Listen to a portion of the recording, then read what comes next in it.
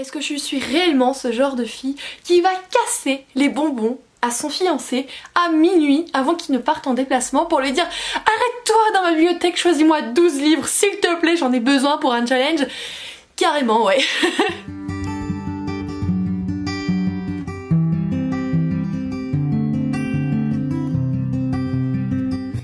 Coucou les Kimichou, j'espère que vous allez bien. Aujourd'hui, vidéo un petit peu spéciale, j'ai décidé de me challenger toute seule. Je me suis dit que ce serait trop facile que de piocher par exemple une brique, une relique ou je sais pas.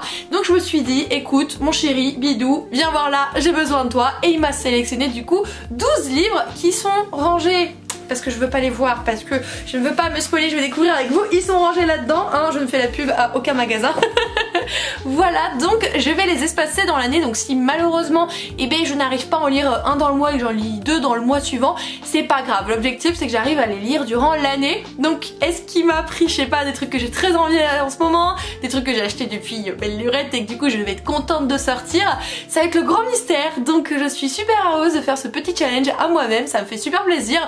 N'hésitez pas vous à me dire si vous participez à des challenges sur l'année, je sais qu'il y en a beaucoup qui existent et qui tournent sur la sphère, mais se challenger soi-même grâce à l'homme de la maison, si on peut dire, parce que maintenant il a notamment de la concurrence avec un super cat et un mini dog, et ben on les utilise comme on peut.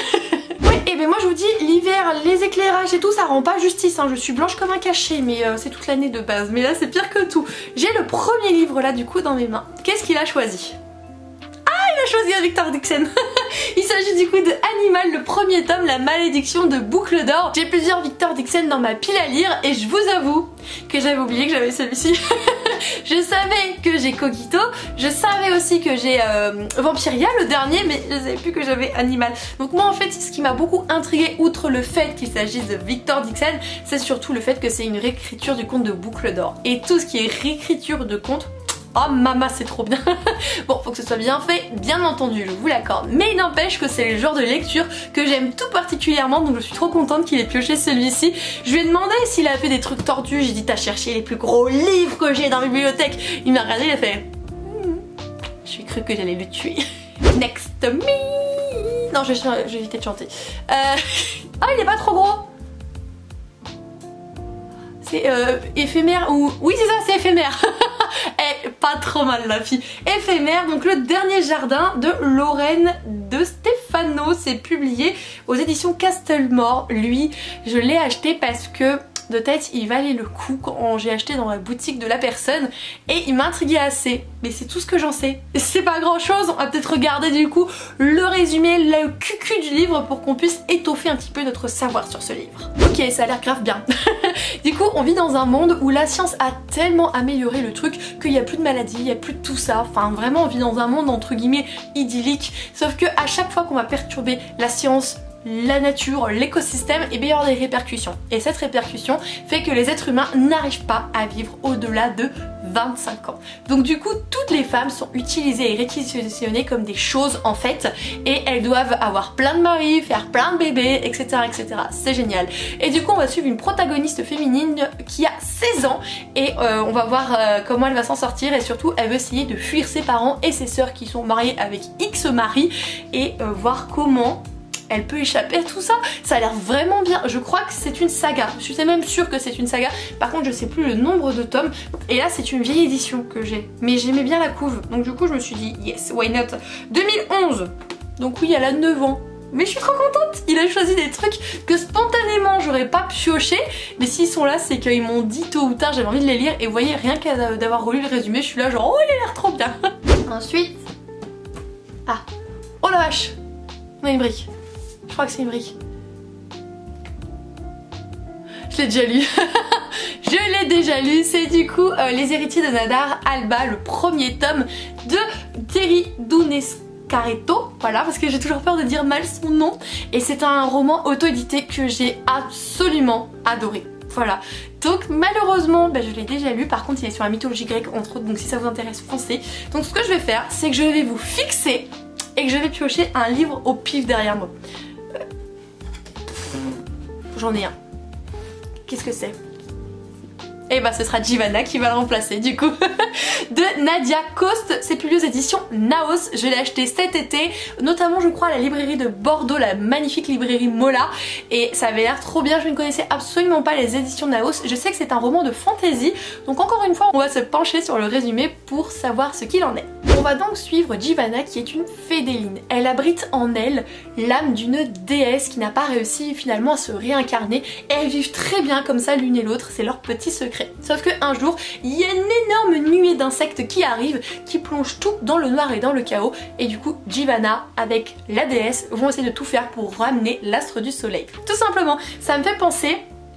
Je crois que c'est dans la mythologie égyptienne où vous avez cette histoire d'insectes qui arrivent et qui du coup promet la nuit à tout jamais, etc. etc. Ça m'avait beaucoup intriguée, ça a l'air génial. Et ouais, il fait un petit peu 400 pages. Ça va très bien se faire et ça me permet aussi de découvrir cette maison d'édition. Vous savez que je suis toujours à l'affût de nouvelles découvertes. Est-ce que du coup ça veut dire que mon chéri arrive à suivre toutes mes lectures, même si je le fais caguer tout le temps, lui dire c'était trop bien, t'as vu, je lis ça, machin, même s'il me demande lui, de lui-même, qu'est-ce que t'es en train de lire? Et bien finalement, il fait poisson rouge, il retient pas. Mais je lui en veux pas parce que j'en lis un petit peu beaucoup trop pour qu'il puisse le retenir, surtout quand ça intéresse pas quelqu'un. Mais finalement, hein, ça rentre, ça reste un petit peu, puis ça finit par ressortir. Livre suivant, du coup, c'est le 4e que je chope. Donc, qu'est-ce qu'on a? Oh, trop cool!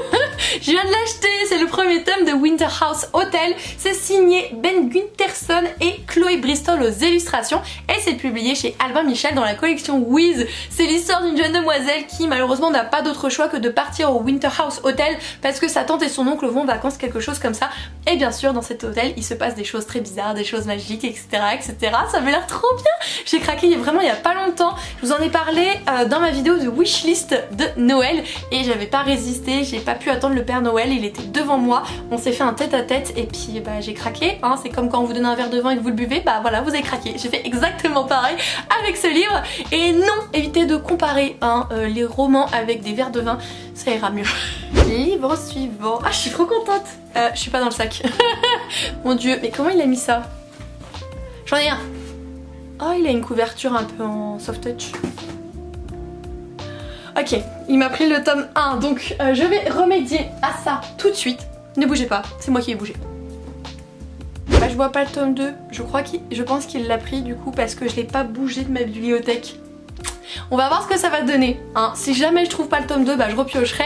Donc il m'avait pris Sorcière Magrelle, l'héritière des Raven, publié aux éditions Castlemore de Merope Malo. Je l'ai lu durant le mois de la fantaisie organisé par Piketty Bookin le mois de mai 2020 exactement. Et moi, même si j'étais très frustrée de cette histoire parce que il y a eu une centaine de pages pour vraiment tout se mettre en œuvre et qu'on parle de magie, hein, parce que c'est quand même écrit sorcière, ça a mis 100 pages pour qu'il y ait vraiment la magie qui arrive et j'étais frustrée au possible. Par contre après j'ai beaucoup apprécié, donc j'avais directement le tome 2 dans ma pile à lire, je l'avais eu pour une très bonne affaire, je sais plus sur Rakuten, quelque chose comme ça, donc je comptais lire la suite, c'est une trilogie, il me manque le dernier tome et donc finalement s'il n'y a pas déjà le tome 2 dedans, et ben c'est celui-ci qui sera sélectionné. Alors... mystère. Oh punaise. J'aurais jamais pensé le lire maintenant. Ok, bon bah j'ai un nom pour le lire. C'est La fille de Brooklyn de Guillaume Musso. Donc là c'est aux éditions XO. C'est je crois la première édition de ce titre-ci. Je sais pas, quand j'ai vu Guillaume Musso, c'est pas que j'étais déçue parce que je l'ai acheté à un moment donné, mais là quand je l'ai pioché je me suis dit genre c'est celui-là que je vais avoir le plus de mal à sortir je crois. C'est l'histoire je crois d'un couple qui en fait vont se marier et juste avant elle lui avoue qu'elle a un terrible secret, etc etc. Et lui il la regarde un petit peu d'un œil bizarre parce qu'elle va énoncer quelque chose, il va se dire mais tu rigoles, c'est pas possible, tu dis n'importe quoi. Sauf qu'en fait le lendemain elle disparaît. Donc du coup il va tout faire pour la retrouver, il va découvrir son terrible secret, tout ça. Je sais pas pourquoi quand j'ai vu la Musso je me suis dit mais qu'est-ce que tu fous là? Oui j'ai du Guillaume Musso dans la pile à lire mais... ouais je vous dis c'est pas celui-là qui me titille à le sortir de ma pile à lire en ce moment. Donc c'est aussi pour ça que mon chéri peut être assez pratique dans ce terme vraiment littéraire, outre les merveilleux livres qu'il m'offre, pour vous me dégainer des livres que je n'aurais pas forcément sortis. Voilà, sachant que, oh non j'aurais pensé plus, il fait 460 pages, j'aurais pensé qu'il en faisait au moins 500, c'est assez traître hein, finalement. Mais écoutez, on va voir si vous l'avez lu, motivez-moi s'il vous plaît, motivez-moi. Là je sens que pour lui ça va être compliqué mais je vais le faire. Dites-moi que je vais être un petit peu plus hypée par le prochain bouquin. Oh il est tout petit. Ah mais c'est une nouveauté. C'est la quête du renard blanc de Chen Jiatong, publiée aux éditions Casterman. C'est le premier livre de cette saga, je ne sais pas combien il y en a. J'en ai parlé dans les sorties du mois de janvier, donc je vous le remettrai juste ici. Cette quête d'un petit renard blanc qui, avec d'autres amis, qui a en fait obtenu quelque chose de très particulier au décès de sa maman, et les méchants renards veulent en fait le récupérer, tout simplement. Ça a l'air trop mignon, je comptais déjà le sortir, donc là mon chéri me facilite la vie très clairement. Et oui, je crois que c'est la débandade du slip dans le salon. Je viens de rentrer du boulot, donc c'est fiesta, on court partout et on zingue la baraque. Mon sweet banana split. Ah oui, non mais vous voyez quand je suis fatiguée, c'est quelque chose. Qu'est-ce que c'est ça?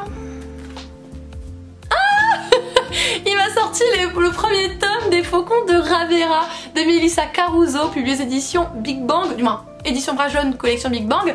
C'est ma petite choupette Alison qui me l'a offert à Noël, je vous l'ai présenté il y a pas longtemps non plus, donc je suis trop contente. C'est Alison aussi, je pense qu'il va être content de se dire que mon chéri a réussi à dégainer son bouquin, voilà. Bon ok, il y en a plusieurs qu'elle m'a offert dans ma bibliothèque, je l'avoue, mais il a quand même réussi à trouver celui-ci, donc ça a l'air vraiment super bien.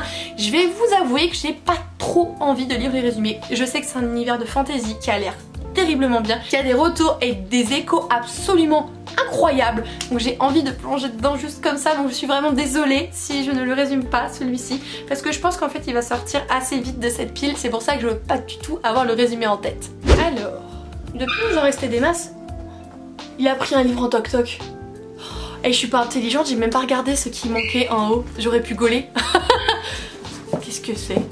Oh là là, c'est pas un petit, c'est pas un petit. Ah ok, je monte le cul. Il m'a pris du coup l'Ikabok de J.K. Rowling, plus édition de Gallimard Jeunesse. Donc je vous avais dit dans un vlog que j'avais décidé de l'acheter parce que je veux découvrir l'histoire de J.K. Rowling outre cette polémique, hein. Si vous voulez débattre dans les commentaires, très clairement j'ai pas envie de me prendre la tête avec ça, je sais ce qu'a dit cette femme et je ne soutiens absolument pas ses propos, je veux juste découvrir une histoire. Voilà, on va pas en faire tout un plat, je vous en ai déjà parlé pas mal de fois, donc bah ceux qui estiment que voilà je suis une mauvaise personne parce que je lis du J.K. Rowling, que je suis aussi transophobe, que sais-je, c'est que vous ne me connaissez absolument pas et que vous avez vraiment une piètre opinion de moi, tout simplement. Il n'empêche que je veux vraiment découvrir cette histoire-ci, j'aime beaucoup les univers qu'a fait J.K. Rowling, je lui dois énormément par rapport à Harry Potter et tous les moments incroyables que j'ai vécu grâce à elle, ça m'a apporté énormément, même dans des petits moments noirs et obscurs, voilà, je lui dois ces moments justement de lumière. C'est pour ça que j'ai envie de découvrir l'Ikabok, donc là c'est la grosse version, la version, est-ce qu'elle est collector? Bah je pense, en vrai, elle est collector, et du coup c'est écrit genre énormément grand, genre comme les livres pour enfants. Voilà, donc à mon avis ça va peser le poids d'un âne mort quand je vais devoir le lire et l'avoir entre mes mains. Mais il n'empêche, voilà, je suis contente qu'il l'ait choisi, je vous l'avoue. Ensuite, j'arrive pas à piocher. Il en reste combien? 1, 2, ah ça se trouve c'est le tome 2, je le sens. Voilà, c'est le tome 2 dont on parlait tout à l'heure de Sorcière malgré elle. En fait, Sorcière malgré elle c'est le titre du tome 1, mais la saga c'est l'héritière des Raven, ou Raven, j'en sais rien, c'est R-A-E-V-E-N. Voilà, vous êtes content de le savoir. Donc du coup, ça veut dire qu'il faut que je reprenne un livre, n'est-ce pas? Donc on va piocher...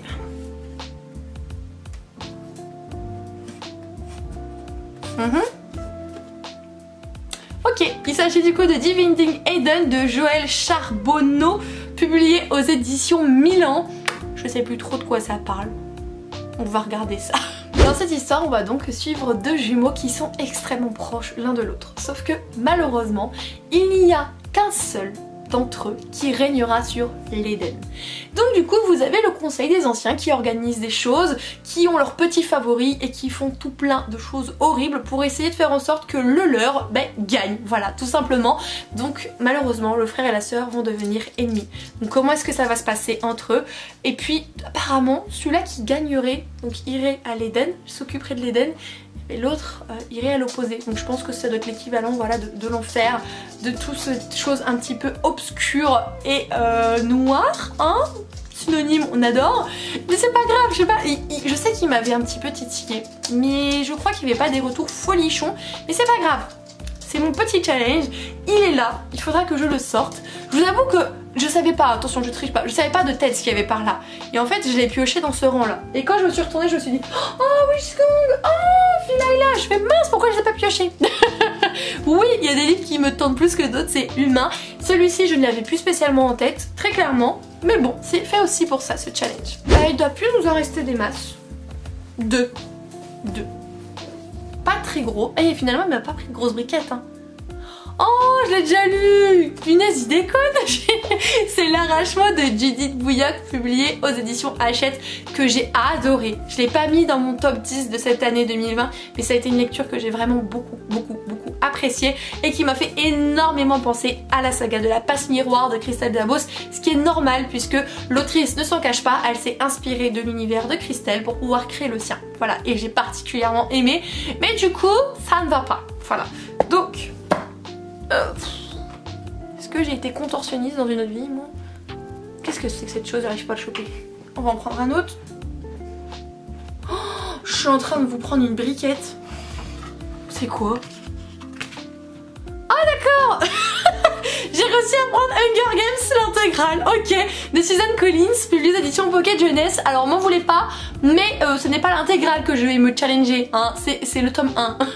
Parce que, entre vous et moi, l'intégrale là, c'est de l'arnaque. Elle fait plus de 1000 pages. Non, je ne veux pas me faire avoir. Mais écoutez, pourquoi pas découvrir ce premier tome de cette saga que j'aime particulièrement sur grand écran. Donc j'espère que ça aura autant de charme à l'écrit. C'est vrai que j'avais pas acheté le dernier, je crois que c'est... Je sais plus quoi, l'oiseau moqueur. Je sais plus son titre, il est vert, voilà. Le dernier qu'a fait Suzanne Collins sur cet univers-ci. J'ai entendu des avis plus que mitigés et en fait moi ça m'a boosté pour acheter cette intégrale. Que je n'ai pas encore sorti, mais ce sera bientôt chose faite. Alors, dernier livre, du coup il va être dur à pécho, je l'ai. Est-ce que je peux deviner? Je peux pas deviner. Oh trop cool. Alors, il y a un Ikune, mais un petit hic. C'est qu'il faut que je lise le tome 2 avant. Donc du coup on va glisser le tome 2 dans cette pile à lire. Il s'agit de la saga Ash Princess de Laura Sébastien, publiée chez Albin Michel dans la collection Wiz. Et si je le dis aussi facilement tout en vous regardant dans le blanc des yeux, c'est parce que je connais bien cette saga, j'ai adoré le premier tome. Il n'est pas non plus dans le top 20 de cette année, mais j'ai particulièrement apprécié ce moment, cette histoire de fantasy qui a su me transporter. Et du coup derrière, j'ai tout de suite cherché le tome 2. J'ai mis un certain temps à le trouver parce qu'il n'y en avait plus trop près de chez moi. Et j'ai eu au Père Noël le tome 3. Voilà. Donc c'est pour ça je pense, parce que en fait les livres du Papa Noël ne sont pas encore très loin de moi. Bon, à peu près. Donc du coup, je pense qu'il a fait son gros fainéant, il a pioché là-dedans quoi. Non, je suis pas sympa avec lui. Mais c'est pas grave, voilà. J'ai trop hâte de lire Ash Princess, ça veut dire princesse de cendre. Et on va donc suivre l'histoire de cette princesse qui un jour malheureusement voit son royaume ravagé, sa mère tuée, son peuple réduit en esclavage. Et elle aussi quelque part, même si elle n'a pas la pire des conditions, et bien psychologiquement c'est une de celles qui souffre le plus. Elle a ce trouble de personnalité de savoir qui elle est. Est-ce qu'elle est celle qu'elle était? Est-ce qu'elle était vraiment princesse? Est-ce qu'elle est cette princesse de cendre dont on attend tellement de choses? Mais en même temps, toutes ces personnes qui sont à l'esclavage, c'était sa mère qui régnait dessus. Enfin voilà, il y a vraiment ce trouble de personnalité qu'il y a en elle. Il faut qu'elle arrive vraiment à se secouer les puces, même si voilà, on va l'aider à secouer les puces, hein, très clairement, et à essayer de reprendre le pouvoir parmi les assaillants qui sont arrivés, qui ont vaincu, terrassé et qui ont pris position à la couronne. Hein? On s'embête pas trop à la cour, tout va bien, hein? Donc voilà, je suis trop contente. Il m'a pris une sacrée pile de livres là. Franchement, j'en ai qui me bottent gavé plus que d'autres. D'autres, vous avez vu, hein, quand... Bon, je vais le citer, hein, vous l'avez vu. Quand j'ai tiré Guillaume Musso, oh, je crois que je me suis décomposée. En fait, je l'ai acheté à un cash express, je l'avais payé 2 € je crois. Et je me suis dit que j'aimerais bien découvrir Guillaume Musso. Voilà, c'est un auteur qui m'intrigue et qui m'intéresse. C'est vrai, c'est vrai. Mais je l'aurais pas sorti tout de suite.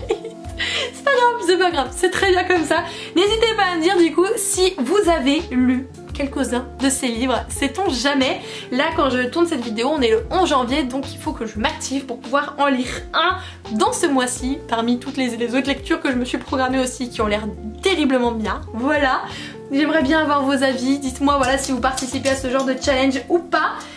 On a une petite mascotte qui vient en fin de vidéo dire bonjour. Ceci est une saphir à loutre, voilà, qui est très contente, qui a eu double ration du gourmandise, donc tout va bien dans le meilleur des mondes. Je vous retrouve du coup très bientôt dans une nouvelle vidéo les Kimichou. D'ici là, n'hésitez pas à mettre un petit pouce en l'air, je le demande jamais, mais sachez que c'est quelque chose qui est important pour soutenir voilà, les créateurs et créatrices de contenu. Ça, un partage, etc., etc., un commentaire. Je vous remercie pour tout d'avance. Et du coup, Saphira et moi, on vous dit à très bientôt pour une nouvelle vidéo. Attends, fais un bisou. Bisous, ciao ciao.